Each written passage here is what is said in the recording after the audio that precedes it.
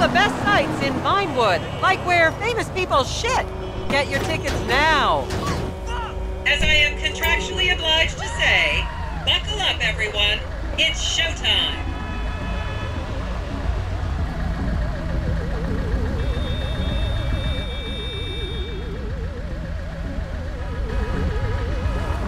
Vinewood is often referred to as the anal bleaching capital of the world. I love learning more about the city. On your right, you'll see the world-famous Gentry Manor Hotel, a legendary party hangout for actors and rock stars and people trying to have sex with actors and rock stars. Built in 1921, it's been the scene of some classic Vinewood scandals over the years. One of my personal favorites was Al DiNapoli's overdose in 2002 after a chimpanzee blasted an 8-ball up his rear door with a water pistol. Fantastic! They say that on any given day there are at least 2 dead party girls in the trash cans round back. Isn't that great? Okay, smartphones at the ready, celeb spotters. We are now approaching the legendary nightclub, the Dungeon Crawler. Opened in 1996, the club is famously owned by actor Bruce Spade, who has a custom-built, elevated VIP table so that he looks the same height as everyone else. It remains one of Vinewood's hottest night spots for the rich and famous to do drugs and date-rape impressionable fans. Play your cards right, and that could be you! The Dungeon Crawler was in the news again recently when comedian Morgan Chester allegedly ran over a doorman in his SUV for not laughing at one of his jokes. Oh, and now a treat for you closet glam rockers on board. We're coming up to the infamous Tequila La Rock Bar. Back in the day, this was a restaurant run by the mob until it got shut down over the Adam's apple in the soup controversy of 1982. It reopened as the Tequila La Bar in 1983 and soon became a mecca for hair metal bands and fans from across the country. It's rumored that the Love Fist song Dangerous Bastards was written about a night they partied here on Mescaline with some transgender twins.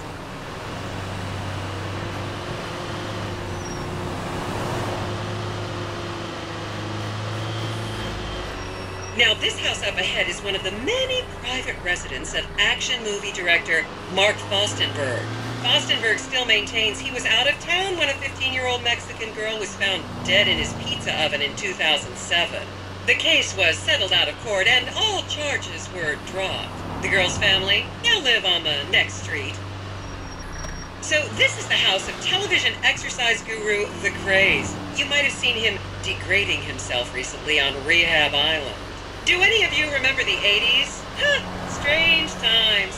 People didn't go to the gym back then. They did jumping jacks in front of the TV and leg warmers and headbands. The Craze swapped his gold lame leotard for a crack pipe in the 90s, but is reportedly now clean and in the best shape of his life. That's Vinewood's code for he's trying to make a comeback.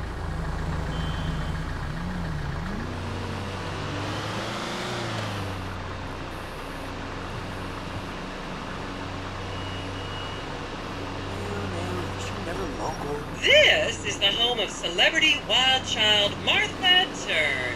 Daughter of 70s comedy star Joni Term, Martha spent her teens partying on booze, her early 20s partying on coke, and her mid-20s staring at her shoes on heroin. Her tell-all autobiography about the difficulties of growing up really rich in Vinewood only sold 30 copies last year.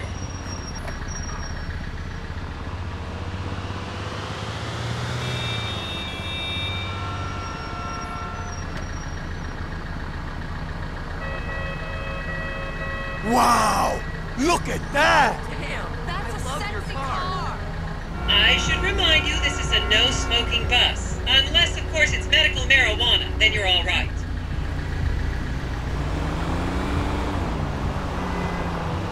Sick ride. Been wanting to see this joker for a while.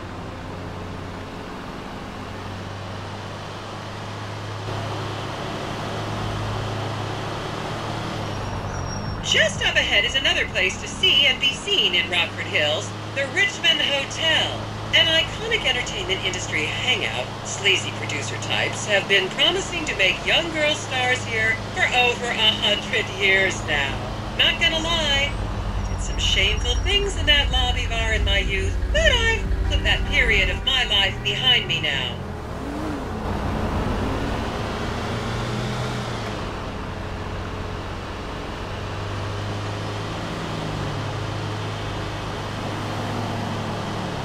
I wonder if anyone here visits my site.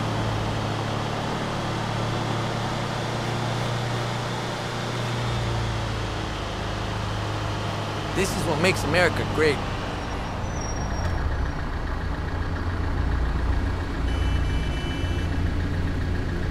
I can't believe it. I was a member of the jury in the 1991 movie Last Will and Testament. They cut my line. You think we're gonna see that famous tar place? Oh my God! Here you can see the landmark Weasel Theater, which was opened here in Morningwood in 1930. Some of the biggest movies in history have premiered at this theater, including Blue Blood, Shoulder of Orion, and The Many Wives of Alfredo Smith. You might remember the controversial premiere of the gladiator comedy Lions and Donkeys in 1984, when star Chip Hampton walked up the red carpet with two slaves in chains.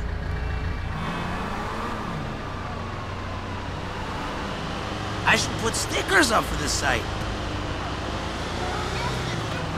I'm really excited. That's nice.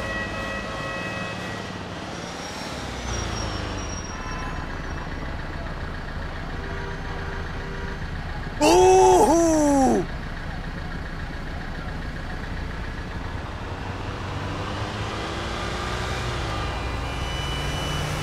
Count yourselves lucky, my prescription just got renewed this morning. And now to our left, ladies and gentlemen, is the famous Richard's Majestic Studios. The product placement for classics like Nelson and Naples and Rum Runner, and the not-so-classics like Vinewood Zombie and Shoulder of Orion 2 was shoehorned into the final edits right behind those very gates. Everyone has a favorite Solomon Richards movie. An American Divorce really helped me through a difficult time when I was bankrupting my first husband. Oh, come on, don't people in the Midwest watch movies? You must have seen Defender of the Faith. No? Wow, tough crowd. Fucking maricón.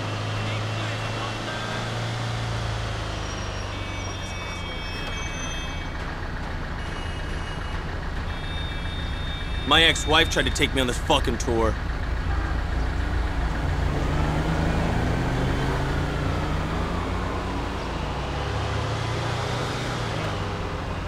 I wonder, is a bathroom close by?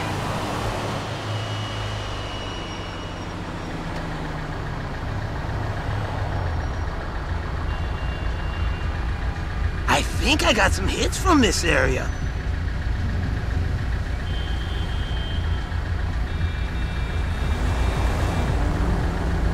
Just up ahead on the right is where Delancey Medua's septon fell out after a ketamine party.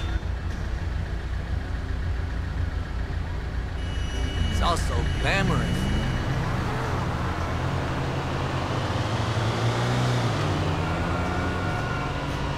¡Su carro está de puta madre!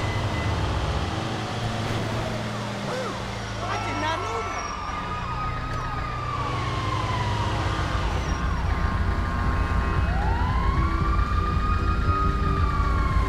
I wouldn't want to live in this part of town. Remember, these people are rich and beautiful. That makes them better than us.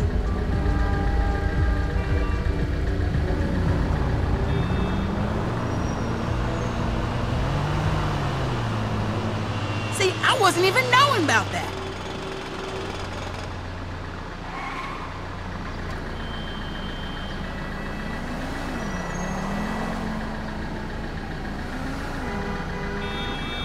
I should pitch a banner exchange to him. Keep those cameras out and fingers on the trigger. Celebs are skinny and fast.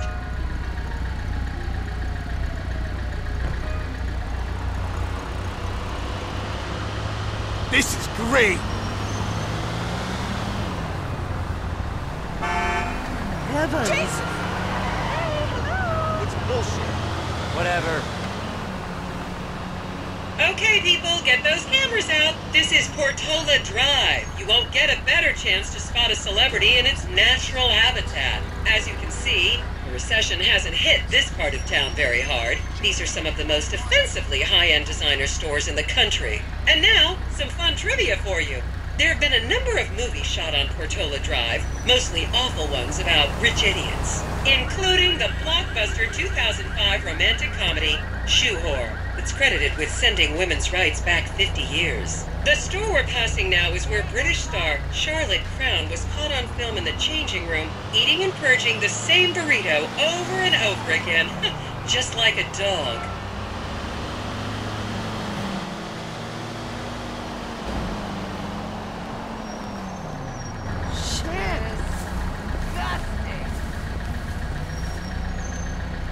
Holy shit!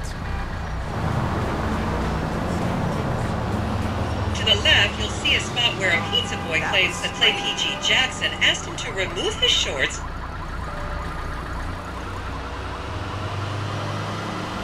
Sí, muy maravilloso, muy chévere. This is the Epsilon Center. Anyone with red hair, please cover it for your own safety. If you really want to meet a famous celebrity, this place is packed full of them. Take an introductory course. It changed my life. Kifla!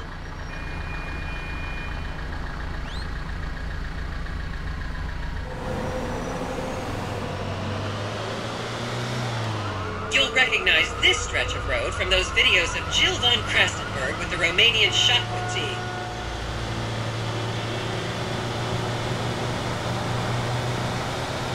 I bet this place was great in the 1940s.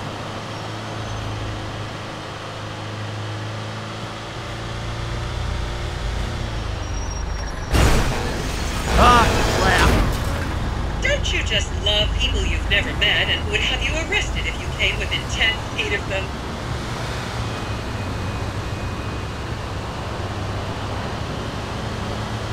I love seeing more of the city.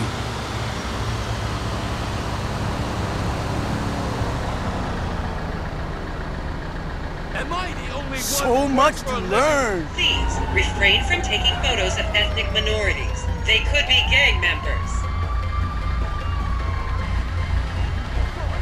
I'm chilly all of a sudden.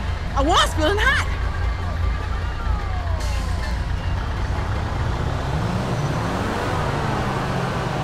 I wonder if they should go on the blog.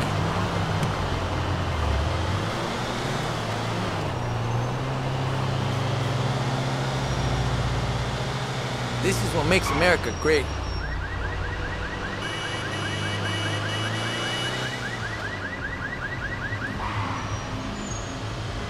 The next corner is where actor Scott Stevens famously prolapsed after a failed party trick.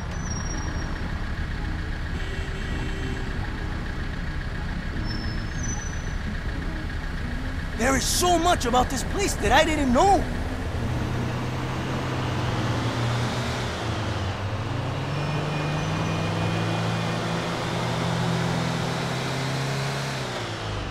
You think we're gonna see that famous tar place? And here is City Hall. This is where the mayor's office is, if any of you care. You might recognize this building from the 20-minute final dogfight to save Earth in the movie Invasion Los Santos. Remember when Laszlo was arrested for masturbating with an eggplant and shouting at women? That happened right here. Qué lindo, eso es bien chévere.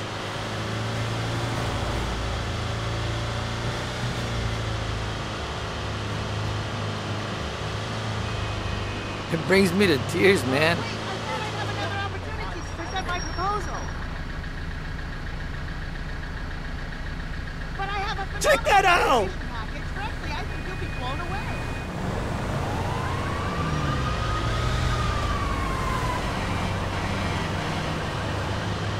Been wanting to see this Joker for a while.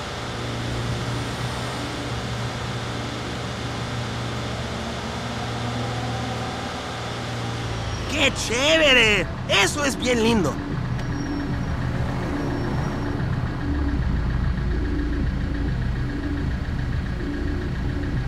That's nice. Wow! Look at that!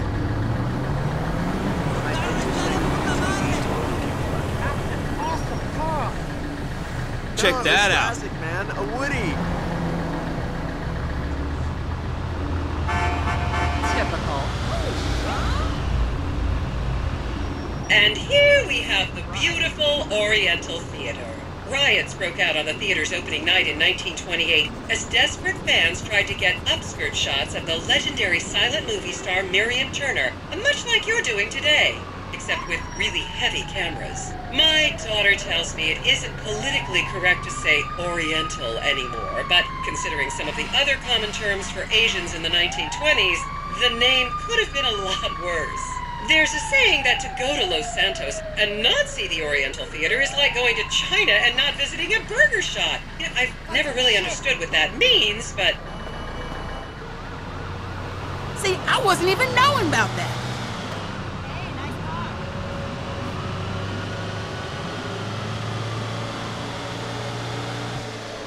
And here we are, back on the strip. As they say in Vinewood, that's a wrap, folks. I hope I managed to take your minds off the economic downturn for just a little while. I'd like to remind any Europeans that 1% is an insult, not a tip. Enjoy the rest of your vacation.